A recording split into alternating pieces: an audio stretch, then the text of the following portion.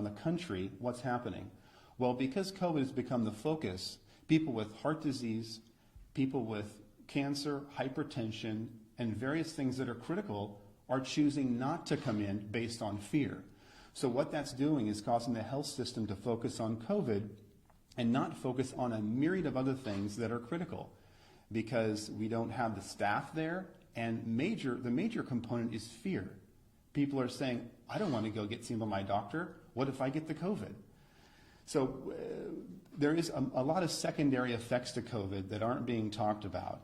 And so we'd like to kind of look at how we responded as a nation and why we responded. Our first initial response 2 months ago was a little bit of fear. We decided to shut down travel to and from China. These are good ideas when you don't have any facts. We decided to keep people at home and isolate them. Even though everything we've studied about quarantine, typically you quarantine the sick. When someone has measles, you quarantine them. We've never seen where we quarantine the healthy, where you take those without disease and without symptoms and lock them in your home. So some of these things, from what we've studied from immunology and microbiology, aren't really meshing with what we know as people of scientific minds that read this stuff every day. So that's kind of how we started. We don't know what's going on. We see this new virus. How should we respond? So we did that initially. And over the last couple months, we've gained a lot of data. Typically in Kern County, for instance, we've tested 5,213 people, and we have 340 positive COVID cases.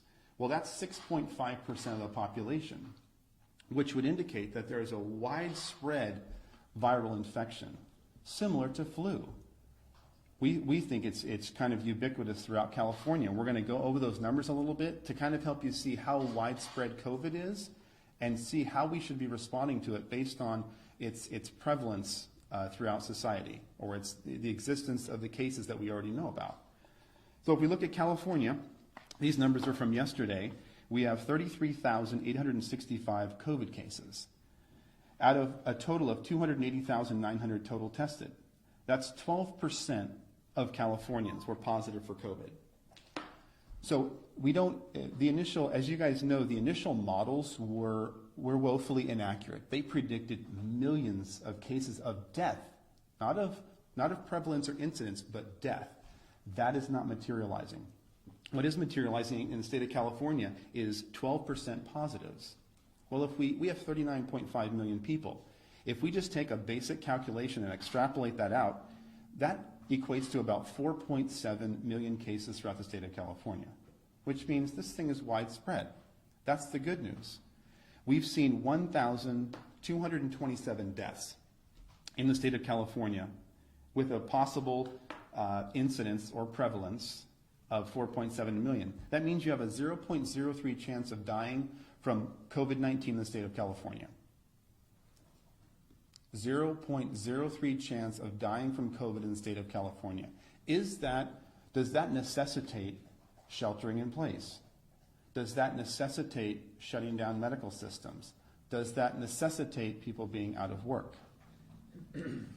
So that's California, and I also wanted to mention that 96% of people in California who get COVID recover with almost no significant sequelae or no significant continuing medical problems. So those are important statistics for the state of California. 2 months ago, we didn't know this. So I'm going to bring it to light now because we're sharing our own data. This isn't data filtered through someone. This is our own data. We found 6.5%, and then California has found 12%. So the more you test, the more positives you get, the prevalence number goes up, and the death rate stays the same. So it gets smaller and smaller and smaller. And as we move through this data, what I want you to see is millions of cases, small amount of death. Millions of cases, small amount of death. And you will see that in every state. And since we're talking about following the science, we're going to follow the statistics and follow the science. So I want to look at New York State. They've been in the news a lot, right? And their numbers are critical. Let's go over their numbers. Cases of COVID as of yesterday, 256,272 cases in New York State. Not New York City, New York, the entire state. They did a total of 649,325 tests. That's 39% of New Yorkers tested positive for COVID-19. That's their ratios. This is public data online. You can all look it up. 39% of people were tested. 39% of the people were tested. 39% of New York State. Right. 39% of New York State, if there's 20 million people there, would be close to 4 million. Which is likely, they likely have 7.5 million cases So in I New just York. want to make that clarification. It's Yeah. not 39% of every New Yorker, it's every New Yorker who's been tested. Right, so we extrapolate data. I just want to make that. We extrapolate data, we test people, and then we extrapolate for the entire community based on the numbers. The initial models were so inaccurate, they're not even... But in those initial models, a lot of them were based off if we did no social distancing. Right. Is that correct? So is it really fair to say, obviously they're not as bad as they were because those were based on alternative scenarios? And some of them were based on social distancing and still predicted hundreds of thousands of deaths, which has been inaccurate. So in New York, the ones they tested, they found 39% positive. So if that's indicative, and they tested 649,000 people, that's a massive test. That's accurate data, 39%. So if they tested the whole state, would we indeed have 7.5 million cases? We don't know. We will never test the entire state. So we extrapolate out. We use the data we have because it's the most accurate we have versus a predictive model that have been nowhere in the ballpark of accurate. So how many deaths do they have? 19,410 out of 19 million people, which is a 0.1% chance of dying from COVID in the state of New York. And they have a 92% recovery rate. If you are indeed diagnosed with COVID-19, 92% of you will recover. So we're seeing millions of cases, small amount of death. Millions of cases, small amount of death. And the reason I'm making that point is because we're going to compare this to flu and say, is this significantly different from influenza A and B? And if not, why has our response been what it is? USA, this is a big one for us. 802,590 cases as of yesterday. We've tested over 4 million. If you guys have studied globally what's happening, that's double what any other country. Germany's at 2. I realize their populations are lower, but the fact that we were able to ramp up and do 4 million is pretty impressive, which gives us a 19.6% positive out of those who were tested for COVID-19. So if this is a typical extrapolation, 328 million people times 19.6 is 64 million. That's a significant amount of people with COVID. It's similar to the flu. If you study the numbers in 2017 and 2018, we had 50 to 60 million with the flu. And we had a similar death rate. The deaths in the United States were 43,545. Similar to the flu of 2017, 2018. We always have between 37 and 60,000 deaths in the United States every single year. No pandemic talk, no shelter in place, no shutting down of businesses, no sending doctors home. That's from the flu, by the way, just to clarify. Yeah. 37,000 and 60,000 flu deaths 37. Every year, per the CDC. 30 due to flu Okay. in the United States. Some years, it's even as low as 20,000 some year. In 2017, 2018, it was 45 to 50,000, depending on who you read. And we don't necessarily report all of our flu tests. We do thousands of flu tests every year. We don't report every one because the flu is ubiquitous. And to that note, we have a flu vaccine. How many people even get the flu vaccine? The flu is dangerous. It kills people. So just because you have a vaccine doesn't mean it's going to be everywhere. And it doesn't mean everyone's going to take it because we see every year that we have a vaccine and I would say probably 50% of the public doesn't even want it. So just because you have a vaccine, unless you force it on the public, doesn't mean they're going to take it.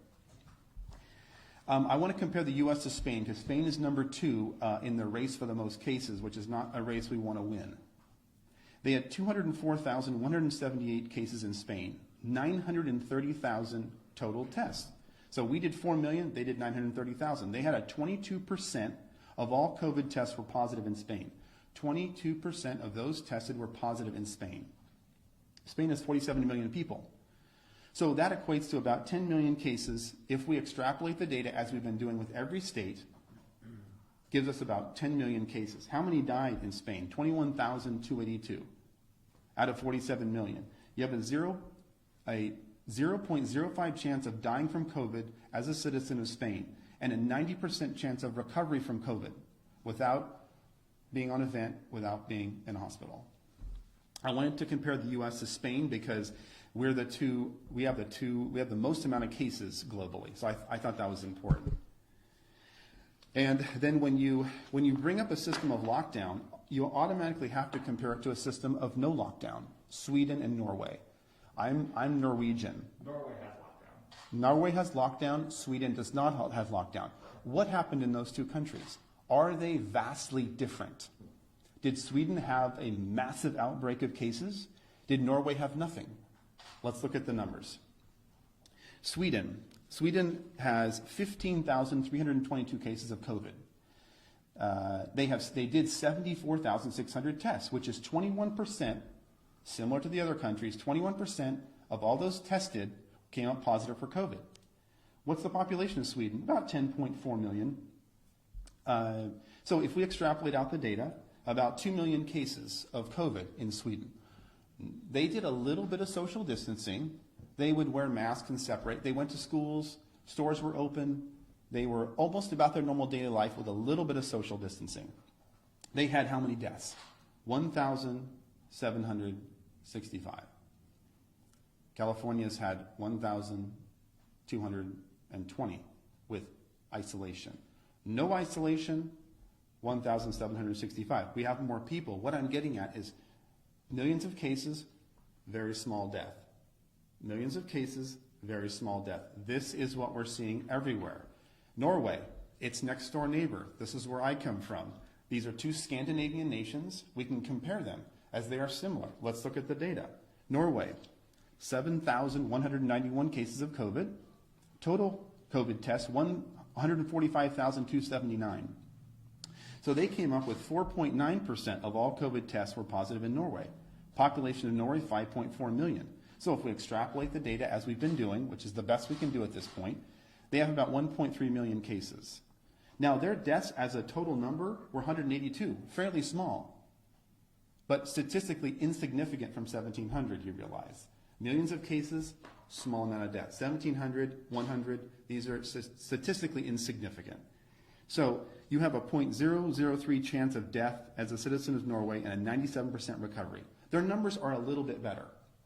Does it necessitate shutdown, loss of jobs, destruction of the oil company, furloughing doctors?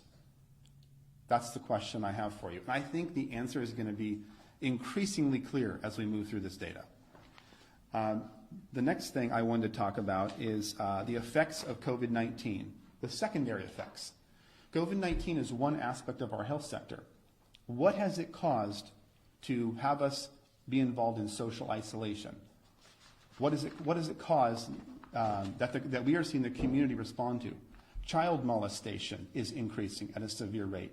We could go over multiple cases of children who have been molested due to angry family members who are intoxicated, who are home, who have no paycheck. These things last a lifetime. This isn't about a seasonal flu. These are things that will follow these people and affect them in a negative fashion for their life. And these are secondary effects from COVID. And these are from me talking to ERs, talking to my doctors, and talking to people across the country and finding out what they're seeing. Spousal abuse. We see people coming in here with black eyes and cuts on their face. It's an obvious abuse case. These are things that will affect them for a lifetime, not for a season. Alcoholism, anxiety, depression, suicide. I talked to Donnie Youngblood and various people in the community, and I've asked them, how are things going? Suicide is spiking. Education has dropped off. Economic collapse. Medical industry, we're all suffering because our staff isn't here and we have no volume. These are all real things that I'm seeing every day. I don't read about this stuff. I'm seeing it in my clinics. We have clinics from Fresno to San Diego, and these things are spiking in our community. These things will affect people for a lifetime, not for a season. So let's make sure we're clear on that. So we've gone over the secondary effects. We've gone over the statistics. Now I want to compare flu virus. Is this significantly different? And I just got a little bit of data here. So deaths, per the CDC, 24,000 to 62,000 deaths each year. We had about 45 million total cases in 2017 with about 62,000 deaths, or a 0.13 chance of death from flu in the United States. As you know, our other numbers were 0.02. So the lethality of COVID-19 is much less. Now you've got hotbeds of it in New York, but again, we went over the numbers, 0.1% chance of death.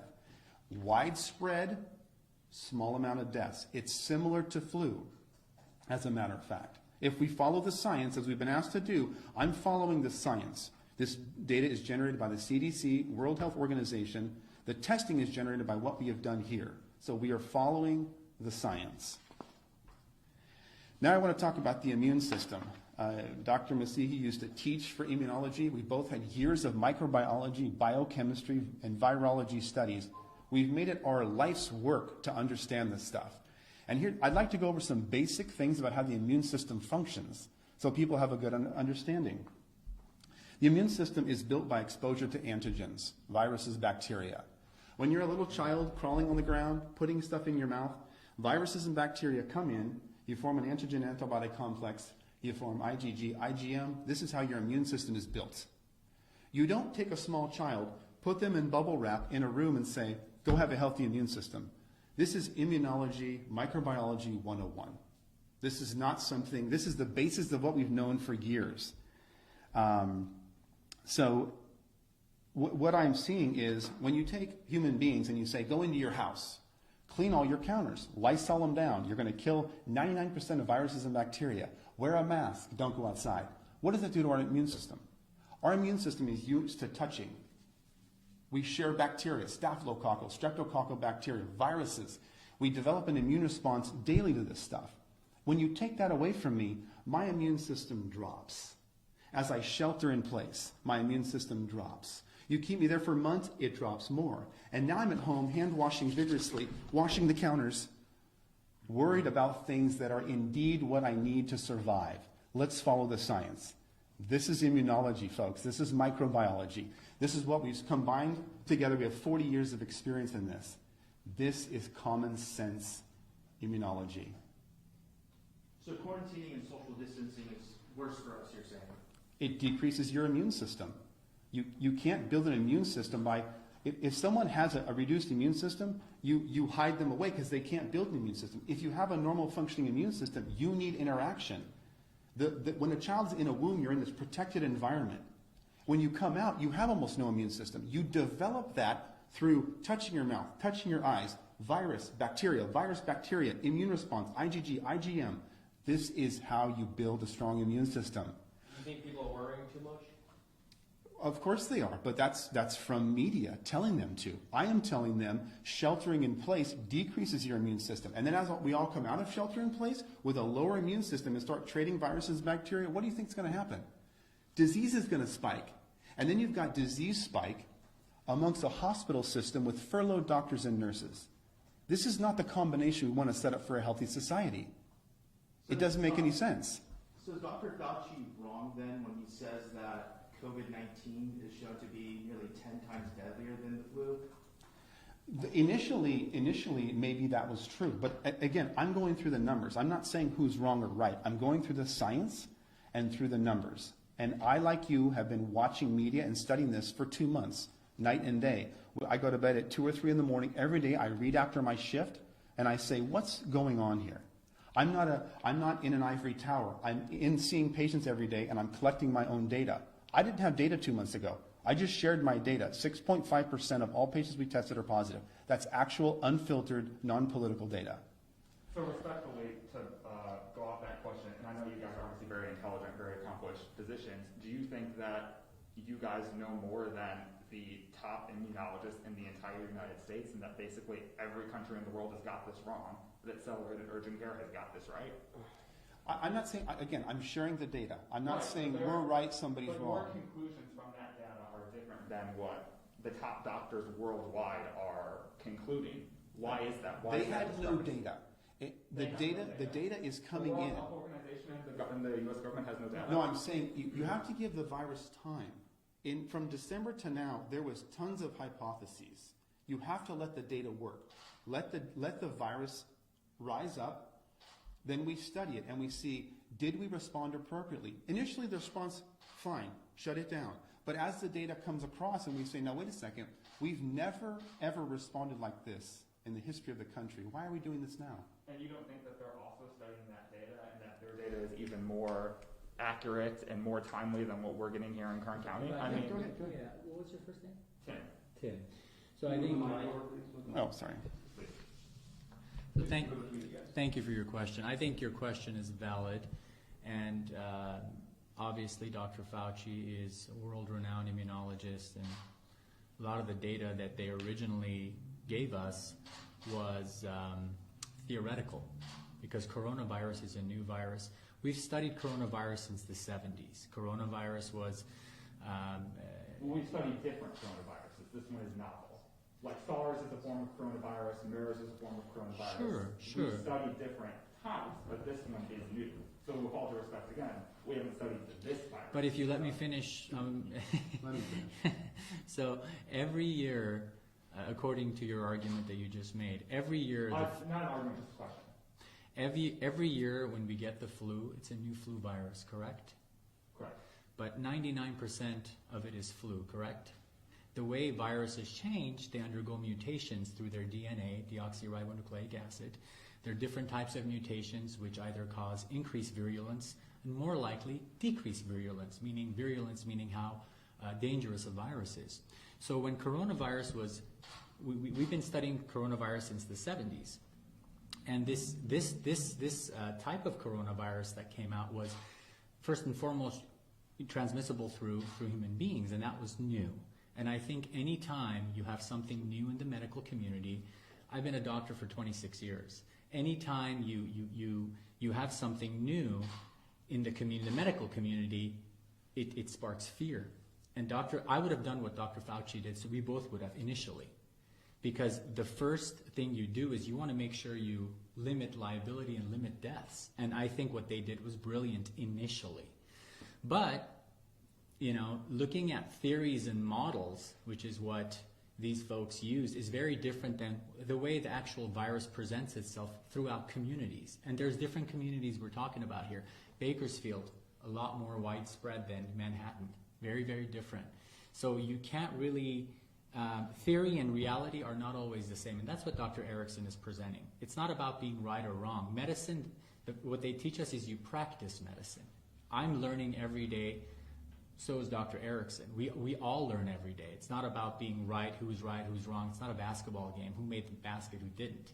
It's about looking at trends and saying, hey, we're not seeing what they've been talking about for the past 6 to 8 weeks. We've crippled the economy. There's a lot of domestic issues going on. Is social isolation warranted for the healthy? So, I understand that you guys are seeing drawing different conclusions from the same data. Why is that? That's my question. Because we're actually seeing the patients. Dr. Fauci hasn't seen a patient for 20 years. I'm just saying, it's in general, a lot of the figureheads are not... It's like the general contractor versus the sub. He's not seeing patients. He's in an ivory tower. And we have a world of respect for him. He's a world-renowned immunologist. Two different things. He's an academic. We've dealt with academics all of our life. I did surgery at USC in Loma Linda, all academics. But academics and reality is two different things. So we're just presenting our data and our opinion as medical professionals in this community. I was going to say, so you're not necessarily talking about a community in Manhattan, which obviously is much well, we more don't. dense. We haven't. I haven't been to Manhattan for 20 years, Just right? that quick. Yeah. So let me ask this. So I mean, in your professional expertise, both of you guys, very prominent here in the community. Why do you think we are taking these measures? Why do you think that? Governor Gavin Newsom. Why do you think he's taking these measures to have California being on a strict shutdown right now? Well, again, as a leader, you listen to the people around you, and they make decisions on different timelines. And so Gavin Newsom has people around him telling him, we think this is the best move for now. And then early on, we told people the truth changes every 2 hours, because it was. As the data moves, as we do our own testing, I'm giving a different answer now than I would a month ago. because I understand the progression of disease in this area. I also understand the progression of disease elsewhere because I look at their data. I don't have to live in Manhattan to watch their disease process, to watch how many positives in the community, and to understand how disease is spread. For instance, nobody talks about the fact that coronavirus lives on plastics for 3 days, and we're all sheltering in place. Where'd you get your water bottles from? Costco. Where'd you get that plastic shovel from? Home Depot. Those are fomites and carriers of disease. So you take your family sheltering in place that you think is safe, and you're taking fomites with disease that they've shown that lasts 3 days. Are you really protecting yourself from COVID? Does that make sense to you? It doesn't make sense to me. And if I swabbed things in your home, I would likely find COVID-19. And so you think you're protected, but you've got fomites coming from, Home Depot and Lowe's. And it's okay for us to be mingling in those situations, but we have to not go to work. It's okay for us to go to Costco, but not to church. Do you see the lack of consistency here? From a microbiological, immunological standpoint, that doesn't make sense. If you're going to isolate people, you need to shut these all down because that's how the fomites are being transferred. When you go to Del Taco and you get a plastic bag or piece on your burrito from someone not wearing a mask who was just wiping their arm on your thing, do you think you're protected from COVID? When you wear gloves that transfer disease everywhere, those gloves have bacteria all over them. I'm wearing gloves. Not helping you. As your mask that you're wearing for days, you touch the outside of it, COVID, and then touch your mouth. This doesn't make any sense. We wear masks in an acute setting to protect us. We're not wearing masks. Why is that? Because we understand microbiology, we understand immunology, and we want strong immune systems. I don't want to hide in my home, develop a weak immune system, and then come out and get disease. We have both been in the ER through swine flu and through bird flu. Did we shut down for those? Were they much less dangerous than COVID? Is the flu less dangerous than COVID? Let's look at the death rates. No, it's not. They're similar in prevalence and in death rate. So we are saying that our response now that we know the facts, it's time to get back to work. It's time to test people. But again, testing gives you a moment in time. Testing tells you, the nasal swab says positive or negative.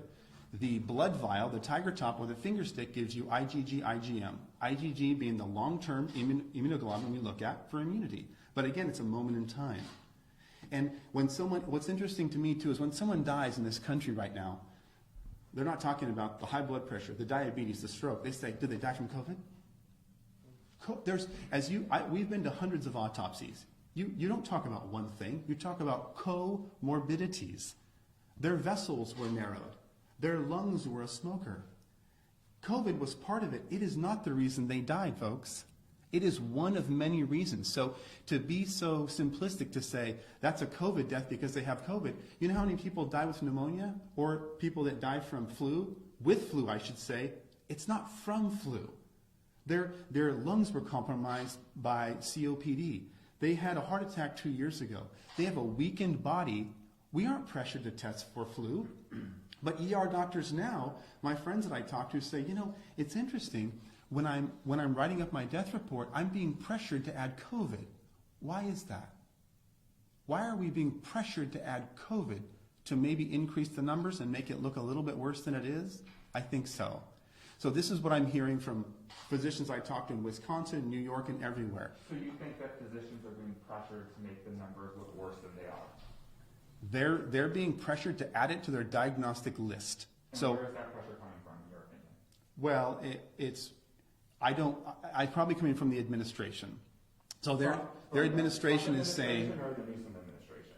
it's probably coming from the hospital administration. I didn't ask them specifically, but they said we're being pressured in-house to add COVID to the diagnostic list when we think it has nothing to do with the actual cause of death. You can't confirm that beyond their word. The actual cause of death was not COVID, but it's being reported as one of the disease processes and being added to the death list. When they died from COPD, they had COVID. COVID didn't kill them. 25 years of tobacco use killed them. Yeah, that's actually interesting. So I guess my question right off of that is, I know right now we're discussing simply anything. There's people who have immune deficiencies who COVID just supplements whatever illness they're dealing with, and that's contributing to their, to their death. So Going back to what I think the theme is here is quarantining and social distancing, is it necessary? So my question is it necessary are you saying it's only necessary for some individuals to be quarantining, but for healthy individuals, it's not? Yeah, exactly. I mean, why would you quarantine the healthy? If you're young and healthy, why would you quarantine yourself? It doesn't make any sense. You quarantine the ill, and Well, we were. don't they say that one of the reasons to do that is because,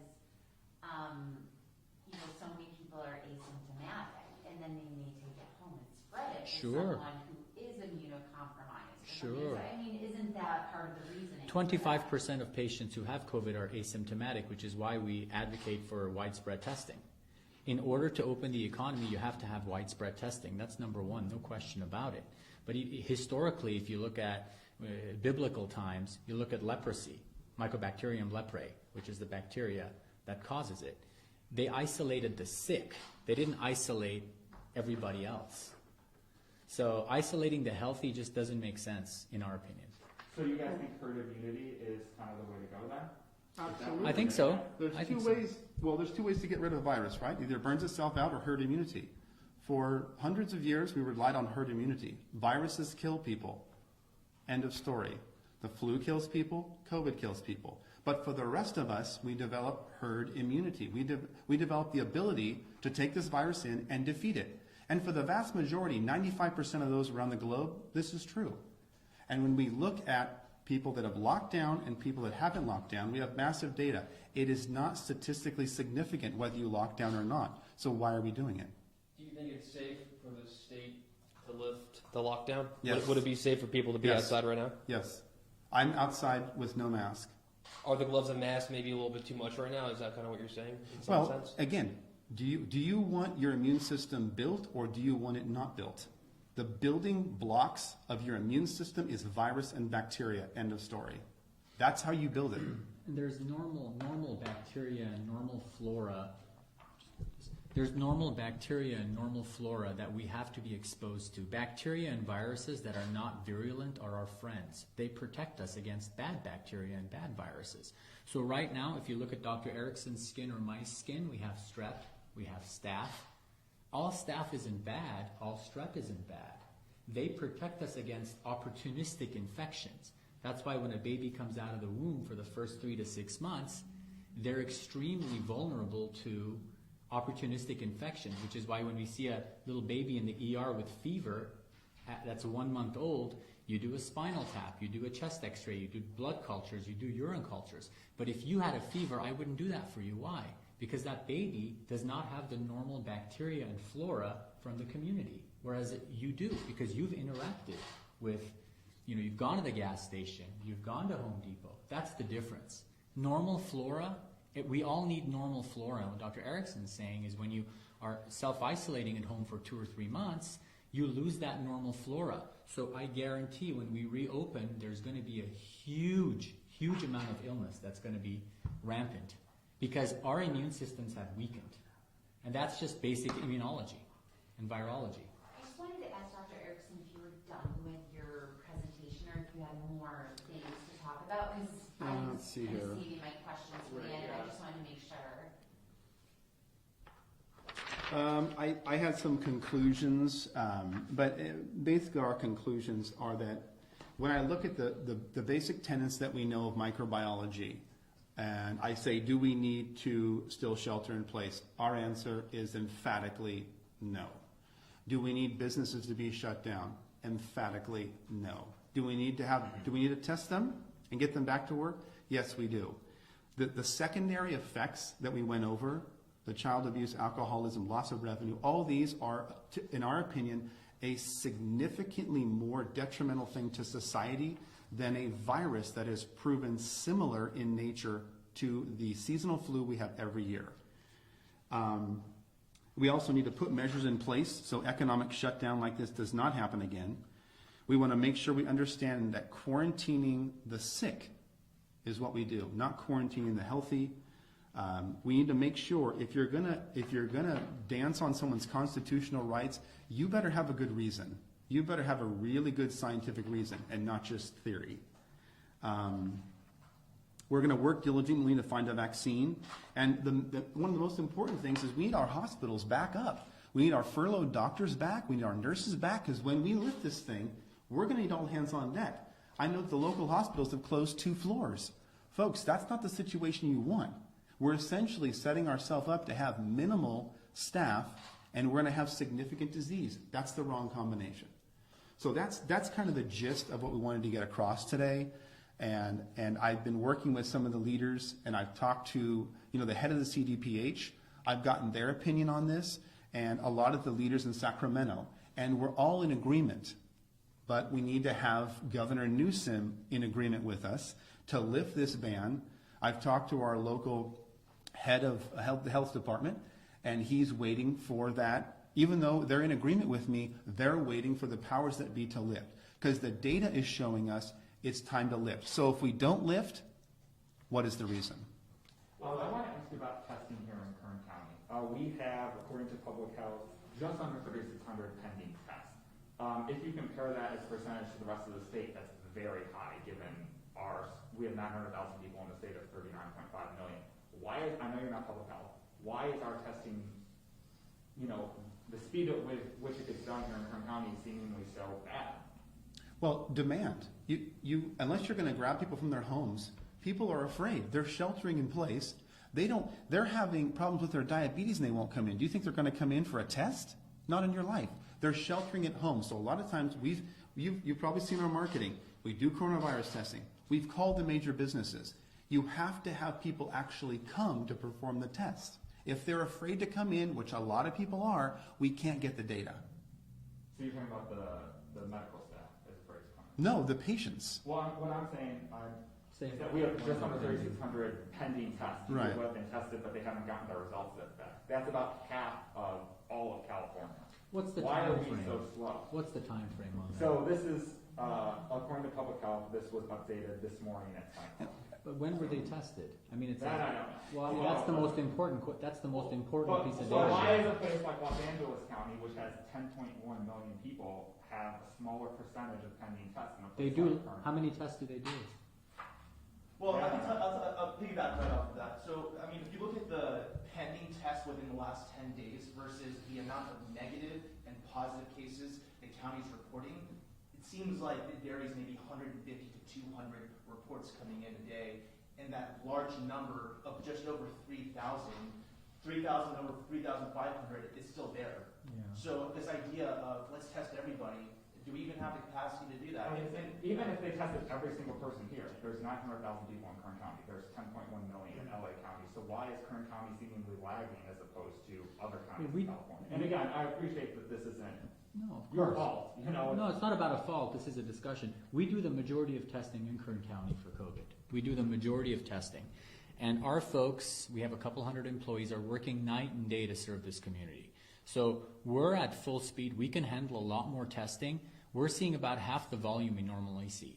We can double our volume and still take care of, getting the results back. Unfortunately, we don't run them in-house. Nobody does. We depend on major labs that are huge players in the United States. So our job is to evaluate the patient, make sure it's they don't have any other issues, tonsillitis, pneumonia, flu, swab them for COVID, send them to the lab. The lag from the time they get it to the result is usually 2 days. It's a 2-day result, which is in line with everywhere else. That So doesn't, that doesn't seem to be though. I mean, the variation is 150 to 200 within the last 10 days. I mean, they've been sitting with over 3,000 pending tests for a while now.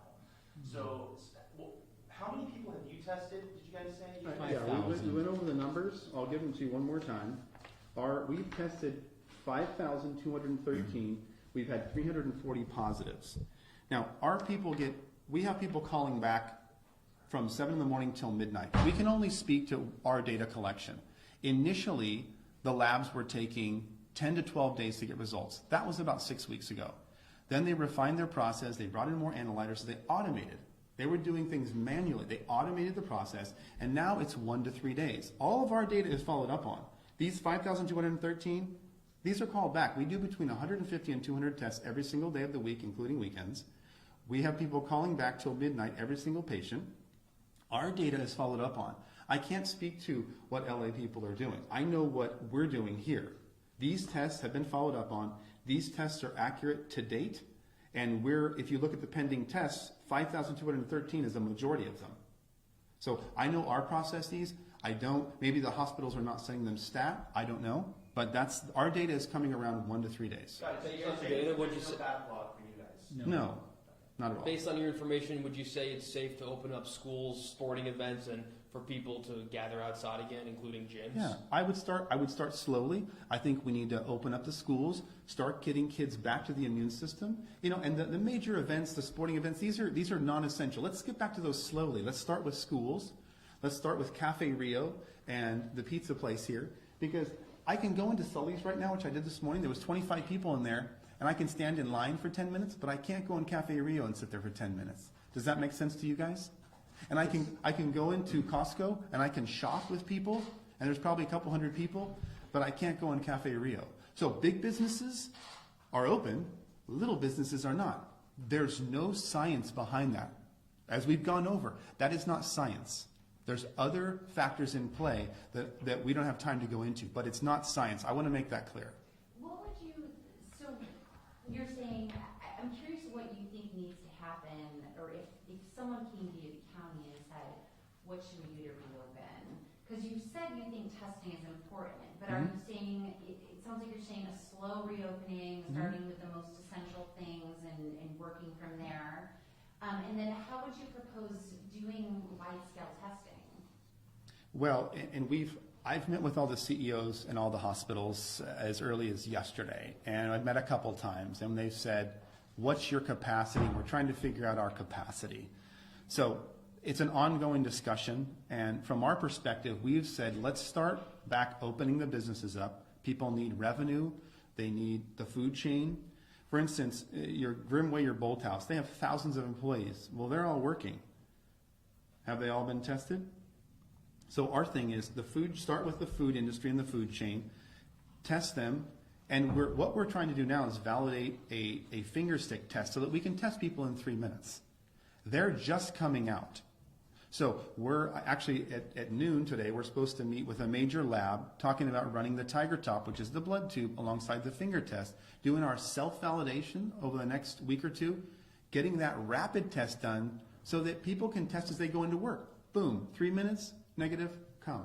And we do that until we find out who has active disease, who's not, and we don't have to do everyone, but a majority of players, and then eventually we treat this like we treat flu, which is if you have the flu and you're feeling fever and body aches, you just stay home.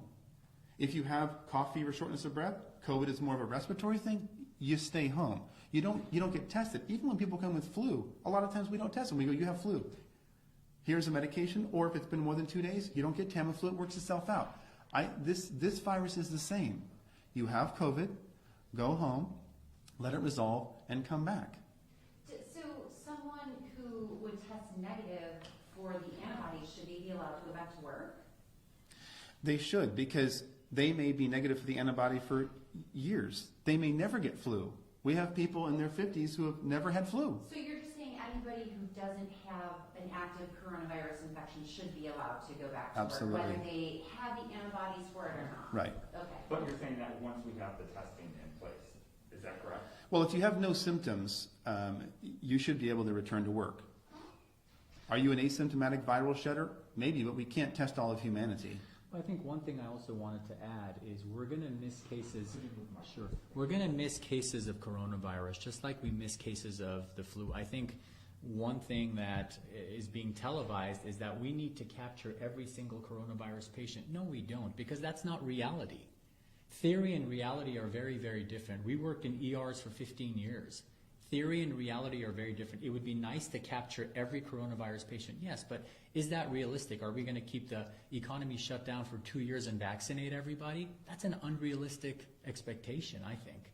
So you're going to cause financial ruin, domestic violence, suicide, rape, violence, and what are you going to get out of it? You're still going to miss a lot of cases. So we need to treat this like the flu, which is familiar. And eventually, this will mutate and become less and less virulent, because patients who are asymptomatic or silent shedders usually have the milder version of the coronavirus, right? Because it's milder, that's why they're not as symptomatic. And that tends to spread quicker than the more virulent forms. Karen Claw, I'm sorry, from PGT gave me some questions to ask. One of them was, what sources do you cite to back your claims? What scientific papers and studies can you send out to us? Are there other people? This is too early. Scientific studies, double-blind clinical controlled trials take time, years.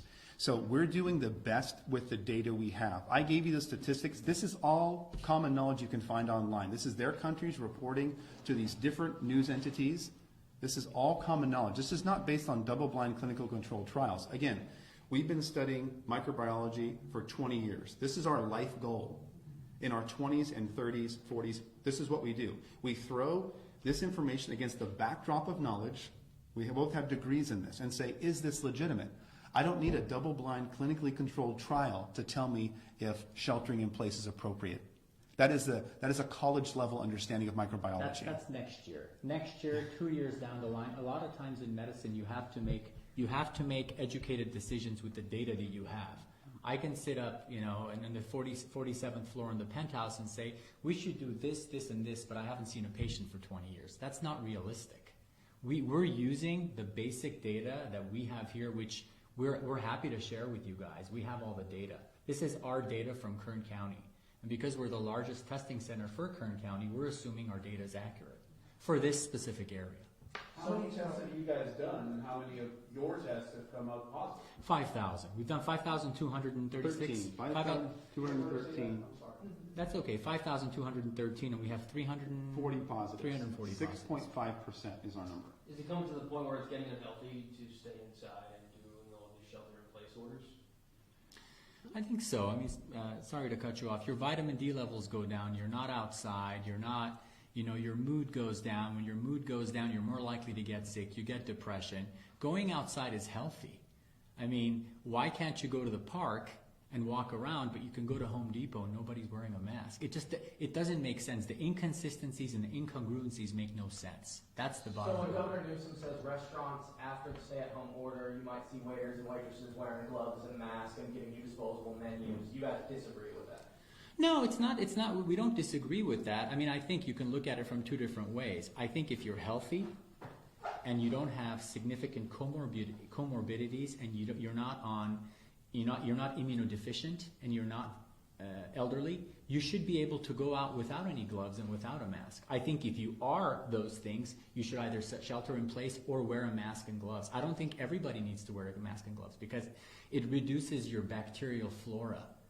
It doesn't allow you to interact with society, and your bacteria flora and your viruses, your friends that protect you from other diseases, end up going away, and now you're more likely to get opportunistic infections that are hoping you don't have your good bugs fighting for you, if that makes sense. So doctors, you guys are calling for, as you said, gradual opening up, and with that we have to increase our testing. But if you look at the numbers per capita, California is the 4th lowest state per capita testing. The U.S. is below almost every Western European nation per capita testing, minus I think the UK and France.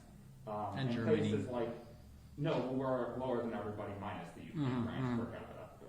I think we're about 12,500 per million, and the UK and France are about 8,000. Okay. If you look at places like Germany and Denmark that are beginning to open up, their testing rates per capita are 3 times higher than what ours are.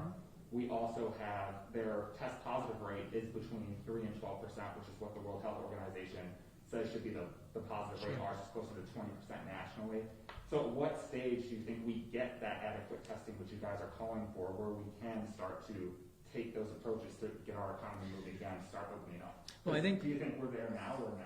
I think that's an excellent question. I think the problem with wanting widespread testing versus not being scared enough to come to a facility to get widespread testing are two different things. If you're at home seeing tons and tons of people die, I don't want to go to accelerated. I don't want to get testing. That fear prevents people from coming in. When this press conference is to give folks hope. It's okay to go to the doctor. It's okay to get care. If you have right lower quadrant abdominal pain and fever and your appendix is about to burst, but you're worried about COVID, you're going to stay home and die from sepsis. So I think we need to remove some of the fear that's a little inappropriate in my opinion and not justified medically. We need to remove that from society right now. We need to let people know, hey, it's okay to go to the doctor's office and get tested. We give everybody a mask when they come in, you know, for their own peace of mind. So I think we're able to do mass testing. Right now, we can do 1,000 tests a day. The problem is people are scared to come in. They want testing. They're scared to come in. So then why do you think different governors, Republican and Democrat, have come forward and said that they don't have the capability to do mass testing? Well, I mean, what's the definition of mass testing? What do you define that as? Enough people are tested where our positive test rate would decline, where our numbers per capita would equal those of other developed countries. We have significant ability to test. So then why do those governors say otherwise? I don't know what models they're looking at and what facilities they're looking at. We spend night and day as owners of this of our 7 facilities, night and day making sure we have enough tests. We have thousands and thousands of tests that are not being used. We're happy to test everybody. We just don't have the volume. And because of that, our business is suffering, and so is every other medical business in town, including the big hospitals. Does insurance cover the testing? It does. Tests? It does. Yep, it's just a copay. And if you don't have insurance? Then our what's the fees are cost? very, very reasonable. It's $175 before 5 and $200 after 5 and on weekends. For all 3 tests? Yes, well, the lab charges you for the tests. For our doctor to see you, for us to register you, for them to examine you, the evaluation and management, that's the fee. The lab will charge you. We don't know what the lab charges. I think it's $60 to $70 for the lab fee.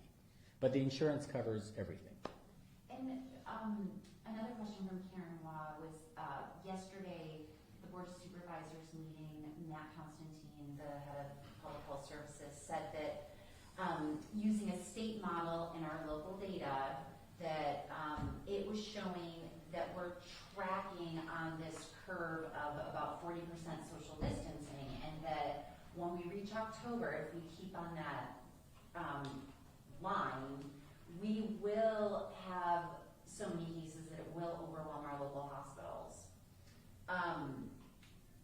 You know, he's using local data and a model that was put out by the state, and he's getting kind of a, you know, sort of scary prediction. I mean, what do you guys make of that? What do you think of that? Well, I mean, I want to look at it from 2 different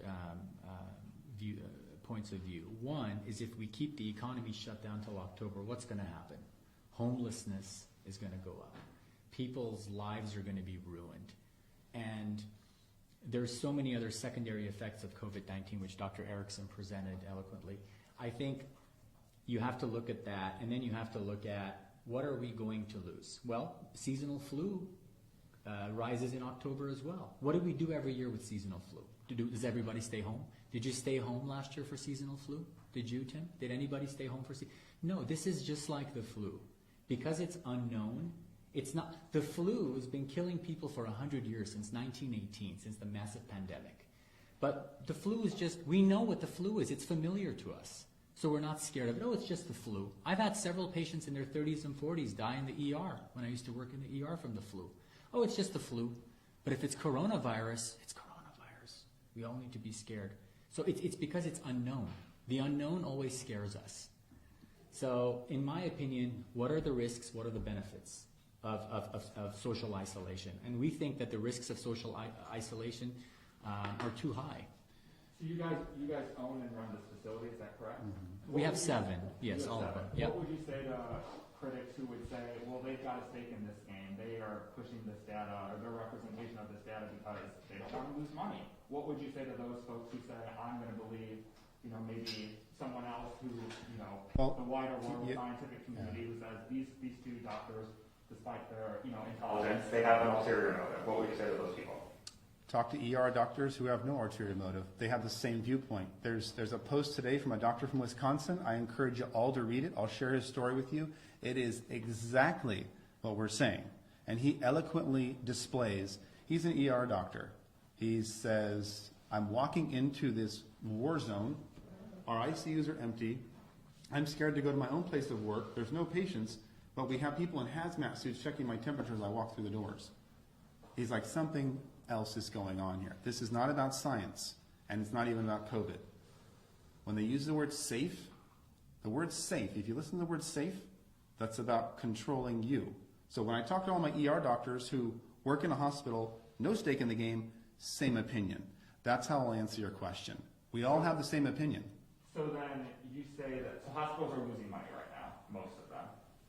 But at the same time, you said earlier that doctors are feeling pressure from hospital administrations to put COVID down as a reason of death, which would presumably instill more fear in people. Doesn't that go against that whole line of thought? Why would they do that if it was going to cause more fear and cause them to lose more money? Exactly. There's something else going on. And that's a different discussion. We don't know. I mean, we're just here to present the scientific That's facts. a political discussion. Yeah. So you think some hospital administrators are undercutting their own bottom line? We're presenting the medical data here. I mean, what I think about politics is irrelevant. We're presenting the medical data. We need to stay on things that we can answer intelligently, which is not why does a CEO of some hospital in Wisconsin do that. We need to stay on the topic of, do we need to shelter in place, and does that make sense from the microbiology knowledge